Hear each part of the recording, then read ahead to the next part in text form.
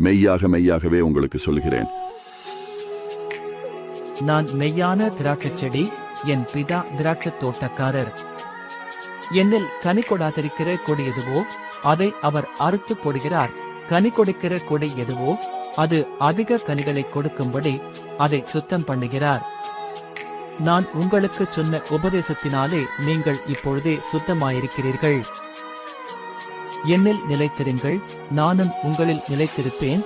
கொடியானது திராட்சைச் செடியில் நிலைத்திராவிட்டால் அது தானாய் கனி கொடுக்க மாட்டாதது போல நீங்களும் என்னில் நிலைத்திராவிட்டால் கனி கொடுக்க மாட்டீர்கள். நானே திராட்சைச் செடி, நீங்கள் கொடிகள். ஒருவன் என்னிலும் நான் அவனிலும் நிலைத்திருந்தால் அவன் மிகுந்த கனிகளை கொடுப்பான். என்னையல்லாமல் உங்களால் ஒன்றும் செய்யக்கூடாது. ஒருவன் என்னில் நிலைத்திராவிட்டால் வெளியே எரியுண்ட கொடியைப் போல அவன் எரியுண்டு உலர்ந்து போவான். அப்படிப்பட்ட